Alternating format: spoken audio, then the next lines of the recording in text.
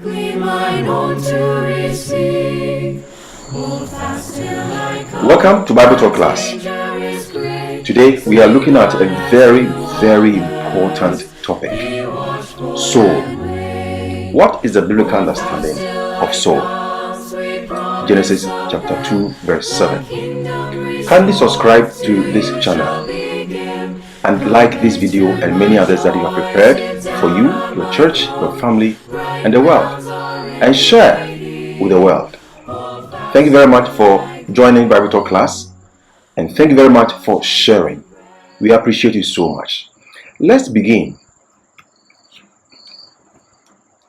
This is a very important topic, and so before we begin to look at it from biblical perspective, we want to say that every concept like soul has a context of birth and growth. So each culture has a way of describing any concept depending on their values. The word soul has its equivalent in every culture, and the culture gives its meaning to it. Because the word soul is often taken as a reference to spirit, it is advisable to consider both in this presentation. Let's share our thoughts on the concept of the word soul from our perspectives as people from different cultural contexts. So you can leave your comments, your perspective in the comment section. What is the local word for the English soul and spirit, respectively? Do you know the etymology or the origin of the local equivalents of soul and spirit?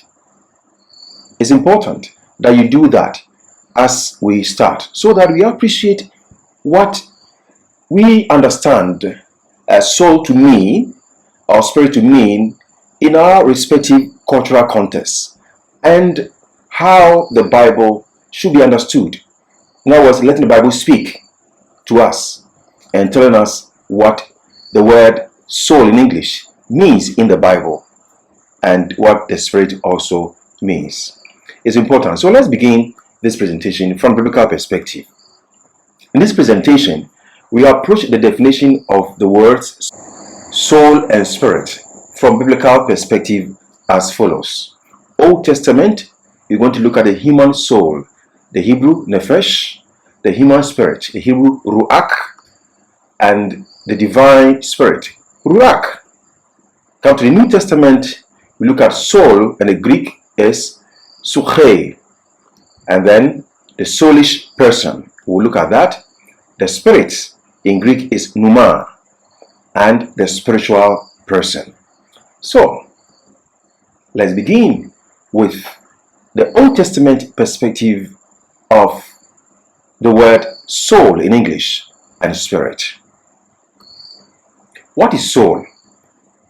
The English soul, that is the English word soul, is a translation of the Hebrew nephesh. Nephesh is first used in Genesis, the book of Genesis, with another Hebrew word, chaya. Chaya is an adjective and is translated as living. Genesis chapter 1 verse 20.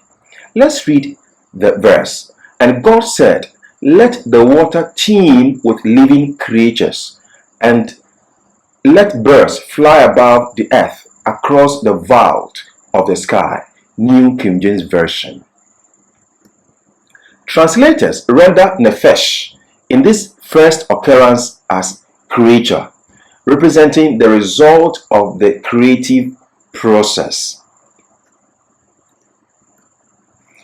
With chaya meaning living, nephesh meaning animal creature in this particular verse.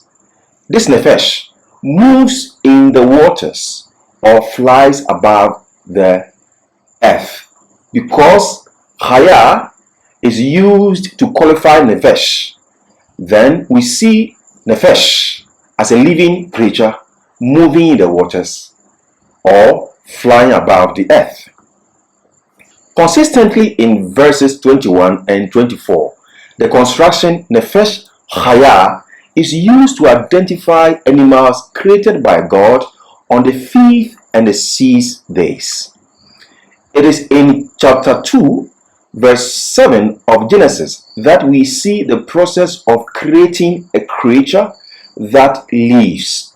So in chapter 1, the reference to Nefesh Chaya is only a reference to the result of God's creation, living creature. But when you come to chapter 2, verse 7, we see the process of creating a creature that lives. And so let's read the passage. Genesis chapter 2, verse 7. And the Lord God formed man of the dust of the ground and breathed into his nostrils the breath of life, and man became a living soul. King James Version. And here I'm adding Nefesh Chaya for us to appreciate the consistency of this usage. The process here is God forming a man of the dust of the ground and breathing, the word breathing here is napach, into his nostrils, the breath, nesema, of life, high.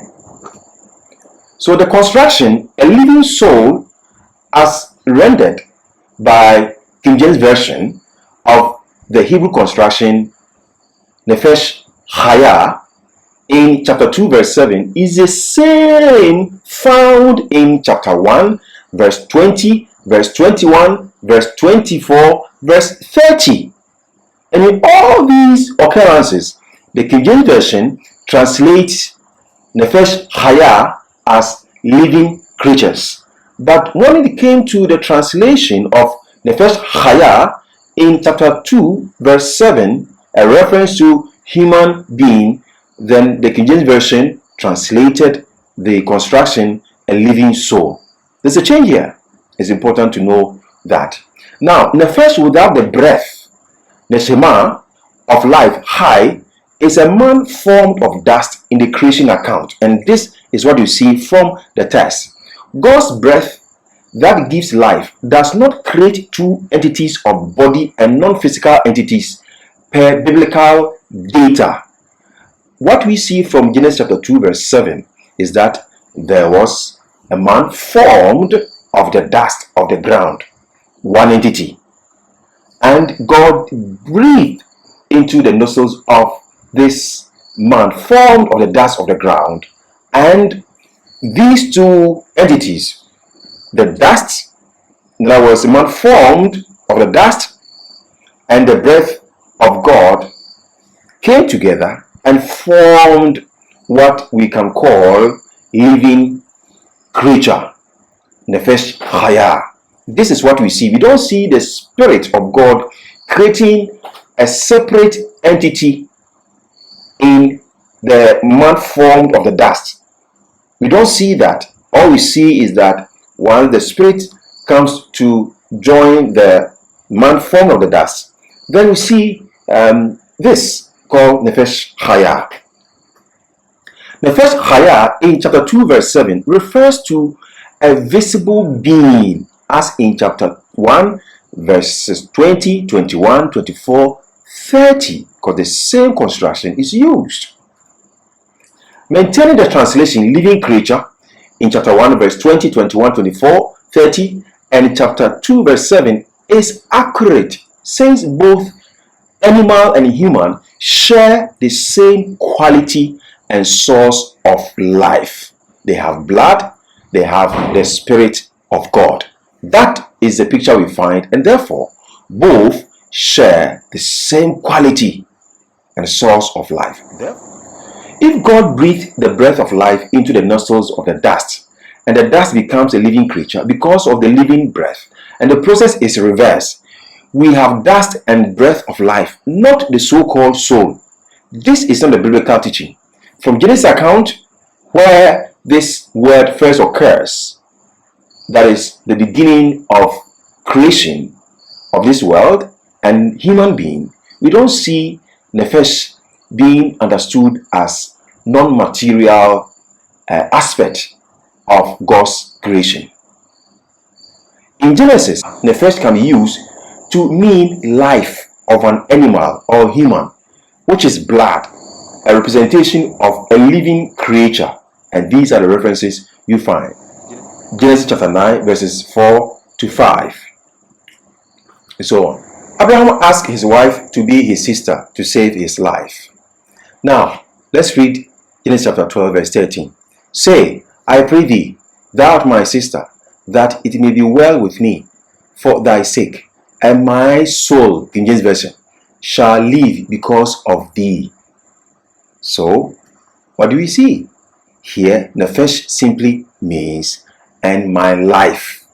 My life. In Genesis, nephesh can be used alone to refer to a person.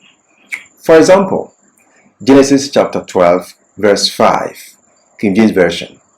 And Abram took Sarai, his wife, and Lot, his brother's son, and all their substance that they had gathered, and the souls that they had gotten in Haran. And they went forth to go into the land of Canaan, and into the land of Canaan they came. Now, other English versions render nephesh in this particular context as people or persons, because they were not non-material entities. They were human beings that Abraham gathered or had, and he took with him to Canaan.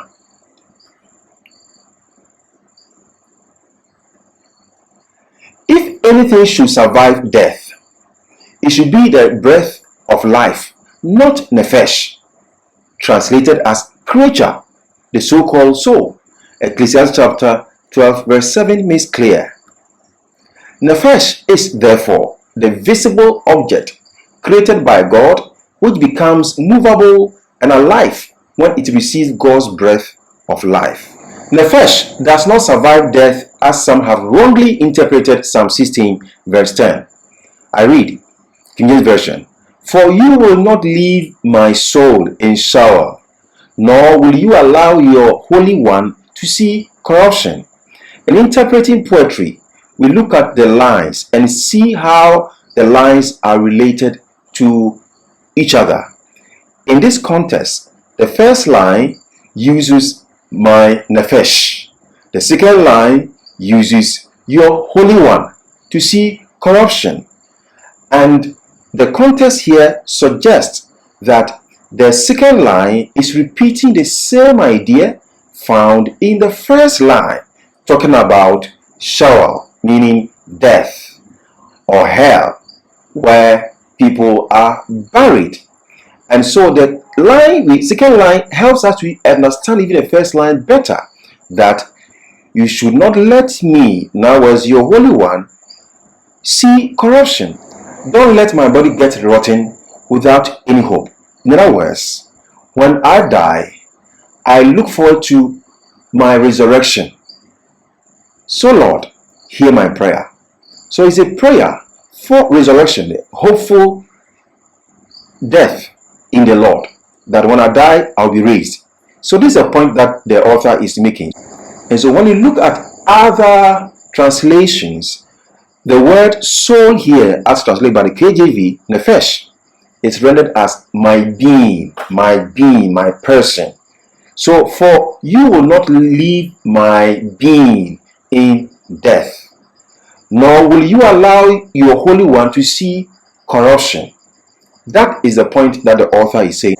The meaning of the first line is repeated in the second line with more clarity. And that is the meaning of the text. That is resurrection. I look forward to my resurrection when I die in you. Note that nephesh can have figurative and literal meanings depending on context and text type. How nephesh is used in a passage has to be understood looking at the kind of text and what is being talked about. Now we come to the human soul. Now we have understood basically that nephesh refers to a person. That's what you have seen, a person. To sum up the meaning of nephesh, in the Old Testament, the phrase with heart, soul, translated by the KJV, and strength communicate the intense devotion of an individual. The longing, joyful soul, translated by the KJV, the word soul here is used to express emotions or state of mind as a reference to a person's inner experience. So nefesh can be used to express one's inner feelings. I have this feeling in me, and it's like I feel very happy within. The redeemed and harmless soul, King James Version again, soul here refers to a person. Psalm 1 verse 11, Ezekiel chapter 18 verses 4 and 20, God says that the nefesh who sins will be judged, will be dealt with. And the person who sins, or the nefesh who sins, is a human being that can see. So when the KJV translates nefesh here as soul, it doesn't mean that it's a non-material entity of the human body that will sin, that will suffer the consequences. No, it's the entire human being. But the word nefesh simply means human being, and that's what we stress here. In some, nefesh in the Old Testament is not an immaterial part of the human body, but reference to a person that you can see and touch. Let's look at spirit, the human spirit. The Hebrew word ruach means wind, breath, or spirit. Ruach overlaps the meaning of nefesh. Ruach is a principle that gives life to the body. Genesis chapter 6 verse 17. Ruach, spirit, is the seat of emotions, intellectual functions, and attitude of will. So when one feels good, that feeling, I feel happy within, the speaker can use ruach. We have also seen that nefesh can also be used to express human emotion. So words have meanings only in context, and that is what we need to appreciate. But we also have to appreciate the basic meaning of every word. Basically, ruach simply means wind, breath, spirit. But specifically, it can also have that emotional meaning. Ruach is used for the divine affected spirit. And so when God affected the body of Samson became energized and began to fight vigorously. Ruach is used for a personal being. When you read 1 Kings chapter 22 verse 21, the word ruach, spirit, is used for a personal being, someone who is acting as human being, even though the word ruach is used. So words have meanings only in context. Ruach points to an individual character and attitude toward God rather than emotional being. And so one's disposition can be described as ruach. He has a bad attitude, and that the word ruach can be used to describe such an attitude. Ruach of the dead is spirit of soothsaying, and God hates it. And so spirit of the dead is something that God hates, because once one dies, the spirit goes back to the giver. And so we don't have spirit of the dead. It's just a lie that we have been told. Note that ruach is ascribed to God and human beings, but nefesh is used for only human in the Old Testament. God describes himself, his presence in some cases, that my spirit is here, but doesn't use that my nefesh is here. He doesn't do that in the Old Testament. The Hebrew ruach, qualified as the Spirit of God, is defined as divine as opposed to any other entity. So the Spirit of God enables skills for creativity and leadership. Exodus chapter 35 verses 30 to chapter 36 verse 1 will give you an idea of how the Spirit of God enabled someone to become creative and also to lead God's people. The Spirit of God moved judges to deliver Israel. Someone like Samson was moved by the Spirit of God to conquer the enemies of Israel. The prophets look forward to the coming of the Messiah, being filled with the full endowment of the Spirit of God. God's people will experience the outpouring of the Spirit of God in the latter days. Now let's look at the biblical use of soul and spirit in the New Testament. The Greek word for the English soul is psyche, which shares the same basic meaning of nephesh, the Hebrew, in the Old Testament. For example, Mark, the book of Mark, reports Jesus' use of soche in reference to life. The word life. Jesus uses the word, the Greek soche, to refer to that. The life of the child Jesus is described as soche. When you read Matthew chapter 2, verse 20, the angel told Joseph that, take Jesus from here. If you don't, Herod will take his soche. He will take his life. And taking his life means he will kill the whole being. So life here simply means the whole person. But we can just use the word life or soche just to emphasize what is living. What is living? Now, soche is used to refer to the whole person in the New Testament, that you can see from these references. Soche is used for a place of feeling, as a signature of feeling. So one can say, oh, my soche is not feeling well. It refers to the whole body. But the King James Version will say soul. And so we might think that there's a different entity in the body that is called soul, that is not happy. No, it's the whole body that is not happy. In Matthew chapter 12, verse 18, God is said to have said that his soche is happy. The whole point is that his whole being is happy. That's what the word is used for. Let's look at some special cases with the use of soche. In Matthew chapter 10, verse 28, Jesus says that we should not be afraid of the one who can kill only the body but not the soul, translated by the KJV. Rather, we should be afraid of the one who can kill the body and soul in hell. Soul here, soche. To interpret this passage, we say that the dichotomy here is to emphasize the temporal physical suffering of the righteous here on earth, as opposed to the complete annihilation of a disobedient person. And the use of soche refers figuratively to life in this context for emphasis, and that is how we should understand the passage. The next case is found in Acts chapter 2, verse 27. Peter quotes Psalm 16, verse 10, that we have explained earlier on, that God did not leave the soche of Jesus in hell, nor his body to see corruption. How do you understand this passage? Here, Peter quoted this poetic text with two lines that can be interpreted as having the same meaning, pointing to the bodily resurrection of Jesus as David intended. We already explained that in the Old Testament section, and that we explained that the two poetic lines are saying the same thing, and that the second line is giving more clarification to the meaning of the first line, and therefore the same idea is presented by the two lines, that is resurrection. In the fifth seal, John saw sochai, the Greek word. The translation can be souls, lives, persons. And according to this presentation, John saw sochai under the altar. So you can put in any word here, souls, lives, persons. Revelation chapter 6, verse 9.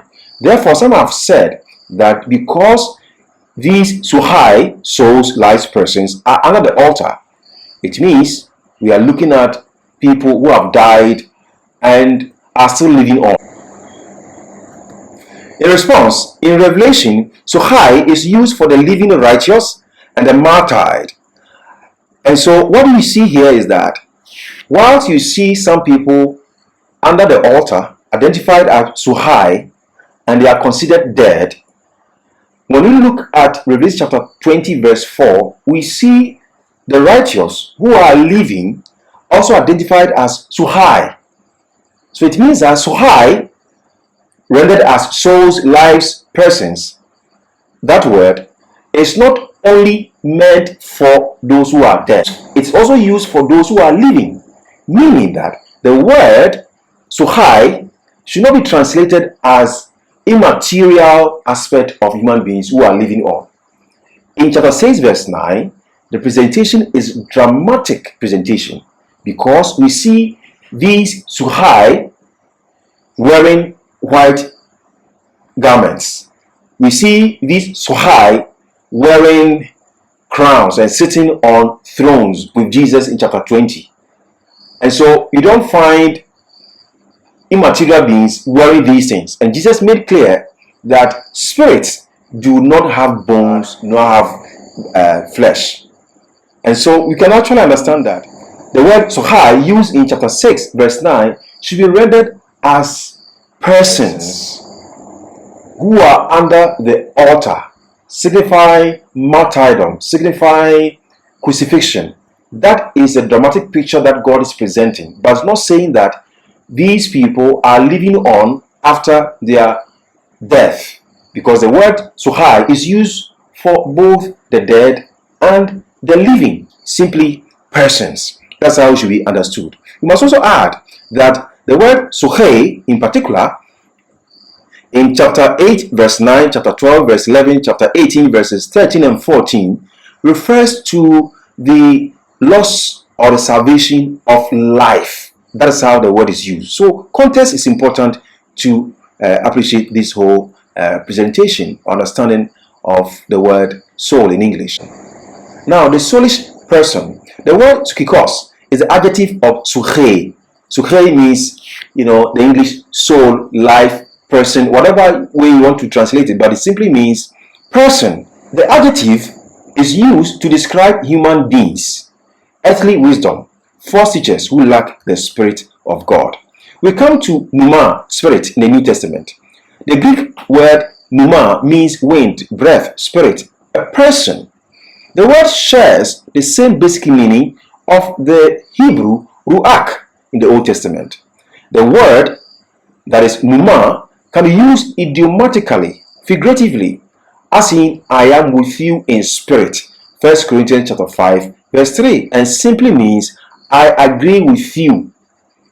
I agree with you. So I can say, hey, I'm with you in spirit. Go ahead and do whatever you are doing. It means I am with you on this point. It doesn't mean that there's something in me that has to leave my body and comes to you wherever you are and be with you. That is not the whole point. It means I support you. It's used figuratively like that.